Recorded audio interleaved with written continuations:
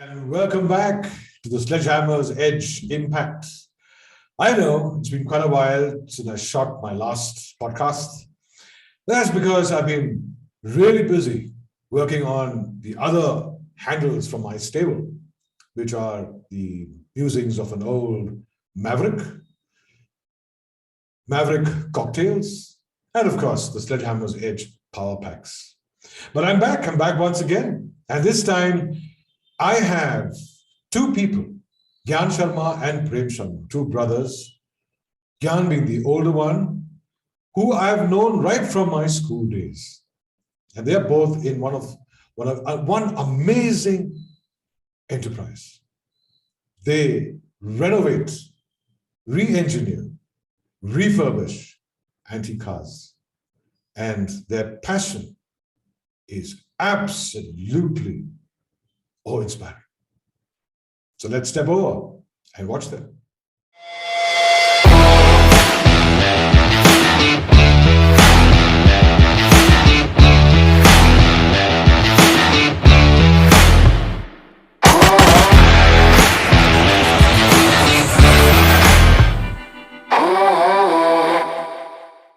Hey Gyan, hey Prem, thank you so much for coming on board Sledgehammer's Edge Impact. And of course, today we're going to not only talk about you, we're also going to relive our school days 40 years back. Correct. Right, Gyan? So Gyan, we get from the school only. So let's first talk about school, Gyan. Your experiences there. Well, we used to go to junior school. We are from Frank Anthony Public School, number one. And we all used to go to junior school in Connaught Place, which was nearby our garage itself. And it was wonderful to have good friends there, Sachin, Mala Garwal, and all those batch, Rashid. We all were here. Yes. From Old Delhi. And from there, in third standard, we went to the senior school where we met you guys. Yes. You came in which class? Which class did you come in senior? Third standard. So the story starts from Connaught Place itself. From schooling, the workplace, the residence, everything was here, centered here. Yes. So it was a nice long journey. I moved in class 9. Okay. From Calcutta.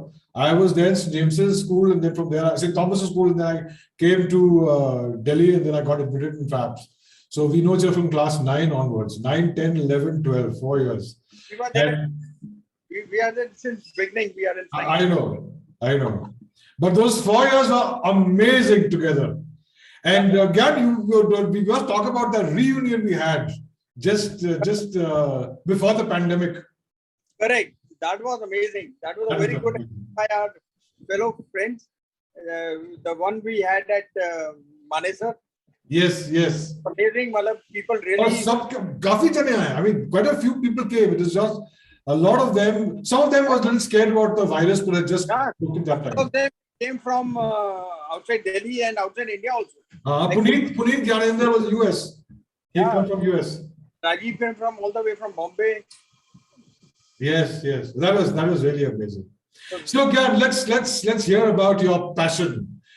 All the viewers out here must want to know what has been Gyan and Prem's passion, and how has it lasted all these years, and how have you worked around it all these years? Well, we have been brought up in a workshop itself.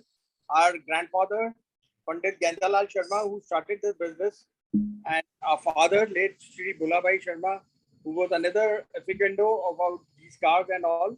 So we inherit that passion basically. And since we were brought up here, and I was the elder, so I had an opportunity to get involved into it. Okay. So, as an elder son, you have to get involved in your family business at times. Right. So it was wonderful. But when you got involved for the first time, was it your passion then, or was it just sort of interest or hobby? It was just kind of an interest, just mechanical mind, I would say. Okay. I was a different kind of a student. I was more involved in mechanicals and experimenting things. So that created a kind of a curiosity to go into all this thing, and Right. I found a right place for me myself. Okay. So you haven't done any formal education in mechanics or whatever, is that? So I was very lucky. My dad used to get me all automotive books, the best of them. I used to go through them. I didn't do anything. Honestly speaking, I didn't study further from class 12, and I was very lucky enough that Mr. Mayer and Mr. Kennedy were our teachers. Yes. Yes. So the science and school really helped me. Okay. And Prem, you're a qualified chartered accountant, I believe. No, I did not qualify fully. I did my intermediate. Okay. And, then we lost a father, so in between, and I joined the garage. Yes. So that's why I was coming to that. What made you join the garage? This amazing work that you guys are doing. Yeah. What was it that made you get onto the ladder also? Can you repeat? We didn't get you. What made you to join the garage? Okay, garage. Well, always both the things were going together. Okay. The garage and my CA. See, so now a moment came when I had to step into one of the boats. So I jumped into the garage boat, and we are running it since then. All right. Okay. Okay. So Gyan, tell me something. This is a kind of an arena which is not very familiar with a lot of people, a lot of entrepreneurs, because it's a very niche, a very small, very tiny, but a very specialized niche. The business that you're in. Yeah, it is something passionate. You need to have a lot of patience to work on these old cars. Right. We have been seeing these cars. At that time, they were normal cars. Now Right. they have vintage cars. And if you have a good mechanical mind and sound memory and a passion and a tolerance level high, then you can definitely go into this kind of a work. And it needs more of a brain, not much of education is required. Like you need to qualify to become an engineer for modern cars. Right. So they have a lot of electronics and all, but Right. vintage cars are really simple. And a person with a good electrical mind and a mechanical mind can handle these cars. Okay. Yes. So what was your experience when you did your first antique car? How did you work on that? Well, honestly speaking, the first car was our Triumph Spitfire, as you see. My first car, which I worked on, and we bought an Austin 7, which is not here at the moment. Okay. It's similar to the one which is parked inside. That was bought from Delhi itself, and Right. we had gone to see that car a couple of times, but this gentleman was not selling it off. He wanted a big car. So my father told him, okay, you start the car and we'll pay the kind of price you want. But they were not able to do it. Okay. So that car finally bought by us, brought it here, and it was raining heavily. My brother gave me a call, okay, Bhaiya, aa jao, your car has been bought. I was so excited. I went there because the day it was advertised, I went there. I used to come to garage and change my clothes. I used to get into my mechanical attire, Yes. and I took a scooter and went to see that car.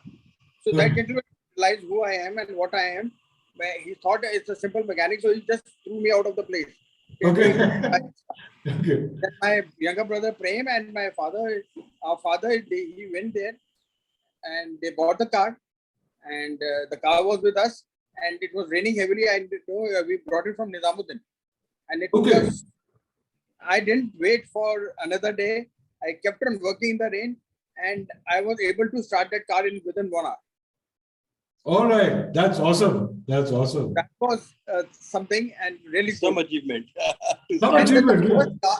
the first car we restored when we lost our father was an MG TA, a very beautiful TA. It's a TC. You have been seeing a lot of TCs, but TA is similar, but had a different clutch system. Okay. So we worked on that car, and everything was right. We worked hard on that, and we made it run also. उसका clutch was wet clutch, like scooters and motorcycles. Right. And it cork it was the clutch was different like normal cars. So we did that, बड़े अच्छे तरीके से उसको करा हमने, but That was a the good next day it didn't work. Oh. I was upset कि यार ये क्या हो रहा है, gears didn't fall in place. Then I remember my grandfather words. At times they used to use the cork caps from the bottles to make clutch, and I realized I had used a gasket clutch cork sheet to make those pieces of the clutch, Right. which was wrong because cork sheet is made of synthetic material along with cork. Okay. And those caps are pure cork, the one which you have for the wine also. I got hold of a friend of mine who was into perfume business. He got me the caps, and till date, it's been more than 20 years. That car is running on the same corks. Don't tell me. That is awesome. That is awesome. So experience along with the explanation of your elders, they really come handy. Yes. Oh, that is nothing, Gyan, that can replace experience. That is for sure. I mean, and when even I look back, those 60 years you and I have lived, there is so much of wisdom, so much of knowledge that has got collected within us. And yeah, up there, this is the time, when we can sit down and contemplate on it and derive things out of it. That's the reason why, this podcast, because the whole world must finally connect with 60 years of our life story. Correct. And should be able to, like I keep saying, if you and I can do it, so can they. What's wrong with it? And let me tell you, it's a family which comes very strong for that. Yes. Our family had been a very strong point. Every family member were supporting us in every respect. That's why we both brothers have been successful in keeping up our name. Right. The legacy which is being, we are following it, and we look forward to our next generation to handle it. Oh, yes. That is what something incurred by us. Even our mother was so much into it. We have got a lot of stories to tell about my father, mother, grandfather. We can write a book on it. Excellent. No, we will definitely share some of them today. So that's now that you've opened your Pandora's box, I'm not putting the lock back on it. So I can't talk about it. But yes, Gyan and Prem, one thing is there that, and this is for the viewers also to understand, that for any successful entrepreneurial work, you need the family by your side. That is where, otherwise everything becomes very toxic. And you can't concentrate. I mean, an entrepreneur, like I'm हमेशा बोलता हूँ, all the entrepreneurs that I mentor today, I tell them that the entrepreneur is a very unusual existence, because he not only has a vision which he's trying to help the people take advantage of, but he's also a giver. I mean, he employs people. Their progress depends on him. Their family's progress depends on him. The quality of education the children get depends on him. So he is a multi-purpose project in himself. And he has just one system, one dimension within him, which if gets toxic, he's not able to help the rest of the world get what they want in life. So I think being an entrepreneur, it's not like, an employed person. उसका तो हमेशा ये रहता कि यार महीने में 1 लाख मिल जाएगा मेरे को, I have to दूध को पैसे देने, मेरे को यहाँ देने, he's budgeting everything. See, in the world of an employer or employee, there is the world of expenses. But as an entrepreneur, our world is all investments. Everything, there are no expenses, the only investments, because what we invest, we expect 10x back. And that is also people. So we invest into people so that we get 10x loyalty from them also with the kind of work we do. So I'm not surprised how well we're connecting on this particular level of thinking. But tell me sorry, Gyan. I would like to give an input. During the college days, Prem got admission in Australia for his MBA. Okay. And the very evening we both were sitting, because boss, I can't do without you. I can't work here without you. So he had to sacrifice his MBA and to stay with the system of our garage. So it is a teamwork. So Yeah. now But I have the I think opportunity to now I have the opportunity to test drive and find the faults in the work done by these guys. So he does it seriously now. So I am more of a critic. no, but I think, Prem, I wouldn't say that was a sacrifice. I think it was a decision that helped not only the progress of your entire family, but every family connected to you in your office. I think that is. I never look at it because if possibly if you wouldn't have joined Gyan, Gyan would have had a void in his entire existence as an entrepreneur. You are correct. In one way, had I joined, I would have gained maybe financially better place, but then I would have missed so many things. My Yes. family, my work, Yes. and all these good days we share with the friends, the school friends. Yes. That would have been missed. And the Now most we have important club thing. also. Now we have a club also for the vintage cars. We Wow. would have missed that also. Yes. And the most important thing you're not saying. The most important thing you're not saying. We would have been sitting somewhere thousands of kilometers away.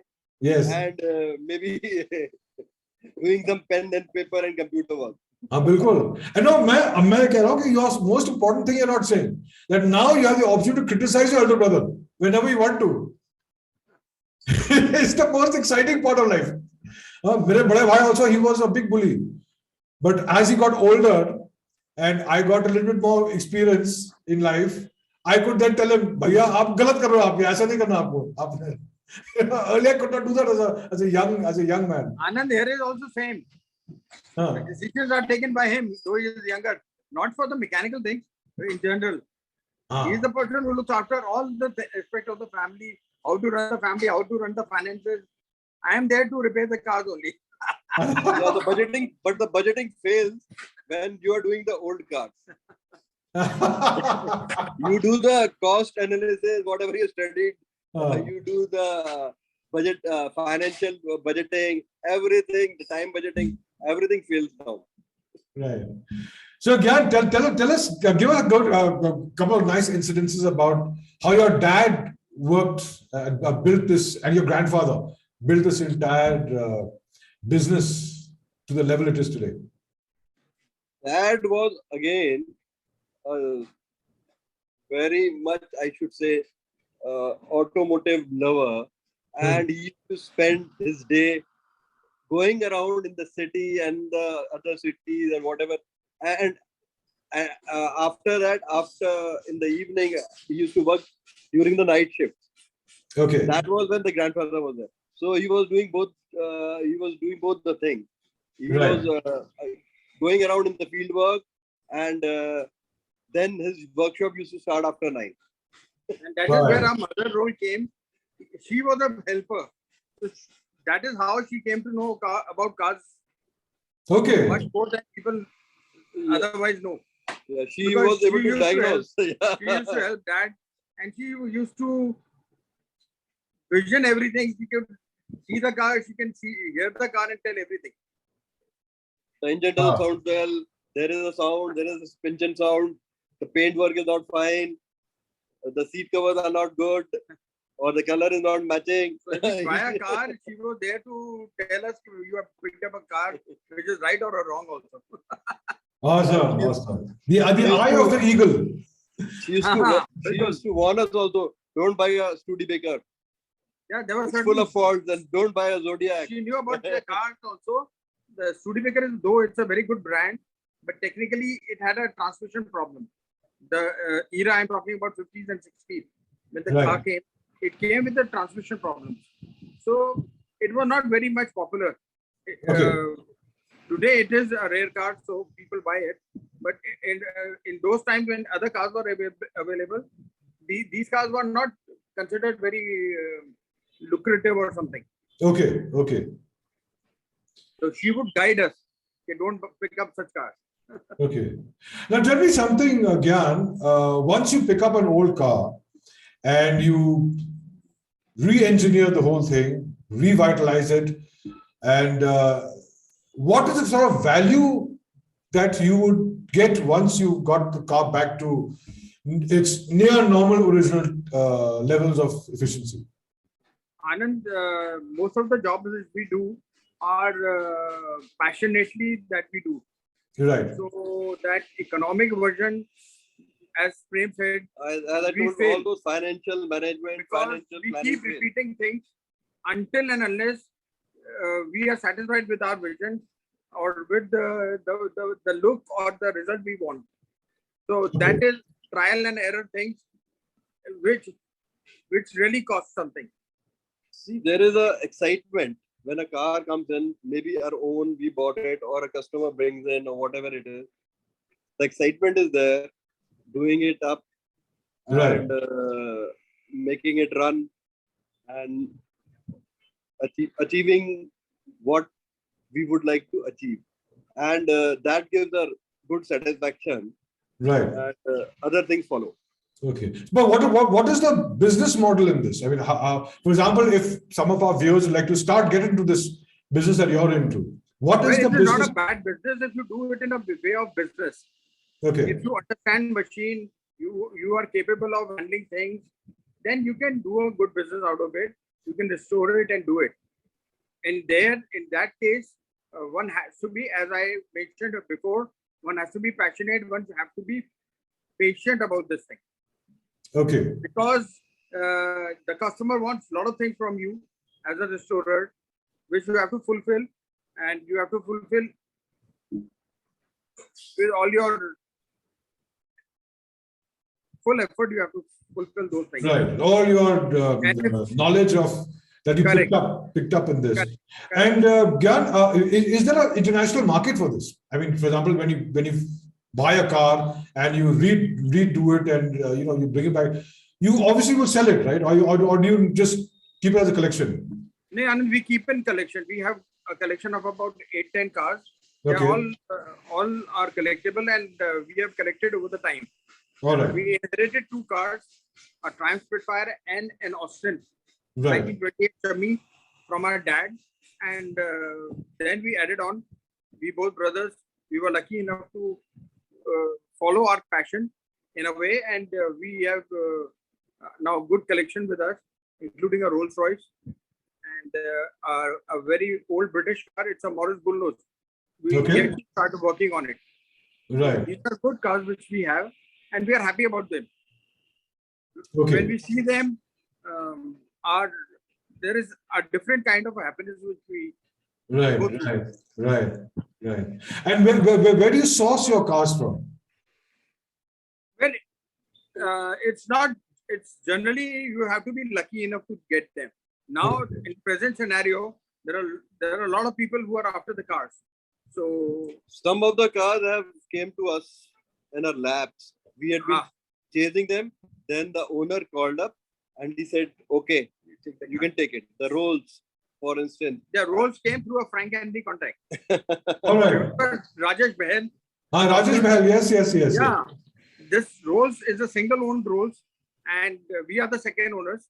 And this came through him. Okay. How old is the Rolls? It's a 1970s Silver Shadow. Wow, that's 1970. My gosh. So it's a modern also. It has air conditioning, power windows, automatic, everything. But again, it's a classic. But again, when you spend so much of money on re-engineering and refixing the vehicles, don't you then would like to sell it to gain some sort of profit to keep your business running? Well, you are right. In other words, how are you earning? That's my main question. How are you actually earning? We are not earning, we are investing. Let me tell you in very briefly that we both our brothers are running an NGO for the cars, for the vintage cars. Okay. So it's basically investing, not really. It's more of an investment and collection of our own. The investment may get you the good fruits. It may not get you very good fruits, but it's an investment. It may be a bad or good, And Okay. well, at times you may get an opportunity to switch over to something better. So only that is the case when we would like to give out something and take something new with us. Okay. Okay. The Except reason, for that, yes. what we inherited will never go. Okay. Okay. Yeah, yeah, obviously. No, the reason I'm asking this question is, and I'm going to keep on getting to this because before I decided to talk to you guys, I spoke to some people I knew who had very old cars in Bangalore and where to get service and all that. And many of them said that there are not, and I talked to them about you also, of the kind of work you do and the pictures you sent me on WhatsApp. I showed it to them, and including the videos, and they were quite surprised. Some of them, one of them knew about you in Delhi. Some of them had heard about you, but not really reached out to you guys. And their biggest problem is that uh, in this city, Bangalore, where I am based, there are not very many people who are doing the kind of work you do. Then I realized across the country, there are not very many people who like you. Now, if let's say all the viewers that are watching, if they had to look at you and say, oh, why don't I take this on also as a business model? How would you advise them to turn it into a successful financial earning system? Well, as I told you earlier, a person who is passionate and who start collecting cars and who has started working on his car or getting the work done on his car himself, Right. not giving it to a person, just restore it and giving the money to him. But Right. if you are there and you are involved with the car restoration, then you come to know about all aspects of the restoration and all. Okay. So if that kind of a knowledge you have achieved and you want to start a business, a lot of people they have done that. Okay. If not commercially, they are doing. A lot of them are doing commercially also. Yes. Like Mr. Goenka, he is a very passionate about his cars and all, Yes. and he does all his cars on his own. And now the kind of restoration done at his place is amazing. No, some people Gyan have tons of business because there is one person I know in Bangalore. Ravi Prakash also in your area. In our area? In Bangalore, Dr. Ravi Prakash. Yeah. He's the MD of Himalaya Drugs. Yes. He's got a plethora of cars. And in fact, whenever we have our car shows once a year in Bangalore, he manages the entire thing himself. But I'll tell you, there is another person I know who actually rents his car for movie shoots.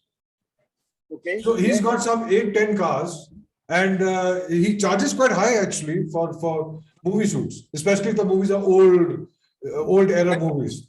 Yeah, that is there. We never used to give our cars like that. Initially, we had that mindset, but the movie came Krishna, made by Subhash Ghai. So their person was here, and we assured that we organized for him 2 cars for the movie, but he was after Austin. He said, "Sharmaji, you both brothers have been spending so much on your cars, time, money, everything. Why don't you go for a shoot?" So that is how we started giving our cars for shoot also. So Austin went for the Krishna. And later on, we gave the Triumph. It went for the movie Bang Bang. Katrina KF car as a Katrina. Oh, that was your car there in that movie. All right. Okay. So that was also in Salamesh. Also, there is a couple of movies. Let me tell you one more thing. Our dad used to give the cars that you see in Kashmir Ki Kali and all. Yes. Initially, they used to buy those cars. Take it there for shooting. And most of the cars were sold by our dad. Okay. Because that time you could sell the cars and all. But now they are collectibles. You can't find another replacement for that. Yes. So that's why it's become expensive to hire them and do everything. And it's expensive to maintain them also. Yes. In fact, in Bangalore, again, looking at the category of people who actually have these old cars, in Bangalore, they're mainly Anglo-Indians. Most of them, because Bangalore and Calcutta are 2 places where the Anglo-Indian population is very high. Correct. And majority of them own these old cars, and they will not give it away because they're so emotionally attached to it. Some Yes. grandfathers bought it, and they maintain it very well. A lot of parties, they don't want to part with their car. Yes. We are also after one car. Prem had been going for almost 30 years to this gentleman place, and now the third generation is handling that car. The car is kept in a very bad shape, but they don't want to sell it. But why don't you offer to at least renovate it and give it back to them? No, they don't want to do that also. They don't want to do you actually people can't trust handling over the thing, huh? Yes. And it's true also. That's right. You see, the car is priceless at that age and time it was made. It's priceless today. Some people can't afford also the kind of money involved in restoring a car. Yes. Putting a small car and a big car, the time and the effort required is the same. Yes. The values of the cars are different. But now issue is that that's not the only issue. Then they realize also that after doing it also, they are not using it. So they don't want to spend, some of them don't want to spend money because they know they won't be able to use it. And it's a piece of memory or whatever, junk. Right. So let it lie like that. Let it rest. Why they don't want to touch, disturb it. Okay. So both you brothers work together in renovating cars. Can you talk about a particular car that you both renovated and today feel is the best that you've done so far in your entire career as an entrepreneur? The Austin. The first Austin that we bought, in fact, Gyan bought because we both brother. So the first was a MGT as I told. But we that was the first car, but the Austin is the one which is both work together. Memories and we've driven it long distances, and we are still willing to do it. Okay. So it's Austin, I think. So it's been a that is our personal car, but a commercial car which we have. Yes. For a customer we did was a MG initially. Okay. And then there was an Opel Olympia we did for a gentleman. All right. Cars which were appreciated by people. Okay. And that was the time when we both were new for this. I'm speaking about this because at that time we didn't had our father to guide us. Right. It was both our brother who visioned that we could do it, and I think we did a wonderful job. That was in 2002. Okay. That was 2002. 2002. Yeah. This Olympia we did, and these were the cars which we did on our own. Okay. All right. And how many people have you got in your office right now who in your garage who work on this apart from you two? We have a team of around 16 people. 16 people at two places. Okay. In fact, the team is doing both the things, the new generation and the old. Okay. So some of them are attached with permanently. Some of them are working on a contract, things like that. Okay. So if let us say there is someone who would like to step into your shoes as an entrepreneur and start a similar enterprise, what would you advise him to do? How does he start? How does he start? That's the main question. Have some kind of love and understanding for this. Okay. Then it's would he be able to work or be success in doing this? That is, if he doesn't have it, because otherwise there will be so many reasons of not doing. There will be cost analysis, time analysis, so many other things which will may not be economic for him to continue. But if he has passion for these things, as Gyan told, then definitely one would enjoy. And I think if we add up all these things, the cost and time and the passion, and the good feelings that you get from doing it, will Yes. definitely be doing a profitable work. Excellent. Which means that because it's so fascinating the work you do, and it's so fascinating to also watch these old vehicles, mermaids on the streets when they have a show. I see it in Bangalore. It was earlier Times of India, I think, was doing it in Delhi. Yeah, statesman. A statesman. So here also I get to see. Sometimes Deccan Herald does it. Some other. Still doing it. They're still doing it there, right?